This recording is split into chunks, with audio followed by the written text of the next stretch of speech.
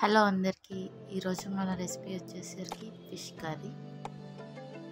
ఈ రెసిపీ వచ్చేసి మా అమ్మమ్మ చేసిందనమాట. ఫస్ట్ ఫిష్ని బాగా క్లీన్ చేసుకొని దాంట్లో కల్లుప్పు, కారం, అల్లం వెల్లుల్లి పేస్ట్ వేసుకొని బాగా మిక్స్ చేసుకోవాలన్నమాట.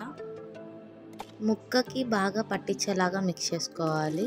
అండ్ కొంచెం ఆయిల్ కూడా వేసుకొని అవంతా బాగా మిక్స్ చేసుకోవాలి. మరి ఫిష్ ముక్క చితికిపోయేలాగా కాకుండా జస్ట్ వాటికి కారం, ఉప్పు, కారం అంటేలాగా చూసుకుంటూ కలుపుకోవాలి.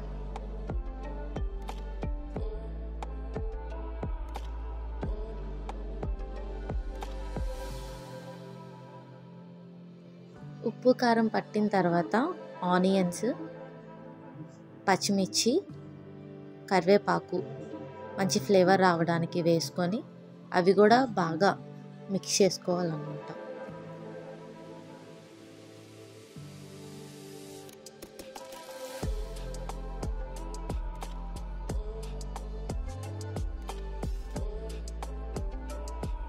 చేపల పులుసులో మెయిన్ ఇంపార్టెంట్ ఏంటంటే పులుపు. అది ఉంటేనే చాలా బాగుంటుంది పుల్లగా చేపల పులుసు. మీకు ఎంత పులుపు కావాలో దానికి మీరు వేసుకుంటే బాగుంటుంది.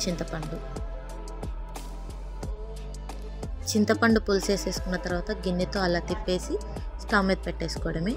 ముక్క కొంచెం ఉడికిన తర్వాత జన ఉంటుంది కదా, చేప జన, అది ఒక పక్కన వేసుకోండి. ఫస్టే వేసుకున్నాం అనుకుంటే కర్రీ అంతా అయిపోతుంది, జన అంత బాగోదు. ఒక పక్కన వేసుకున్నామంటే అది సపరేట్గా ఉడుకుతుంది అన్నమాట. మధ్య మధ్యలో కర్రీని కొంచెం కదుపుతూ ఉంటే ముక్క కదిలి పులుసు అనేది బాగుంటుంది ముక్కకు పట్టి.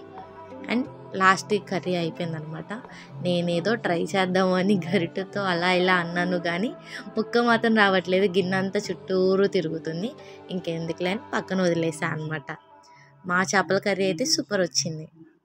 Thank you for watching.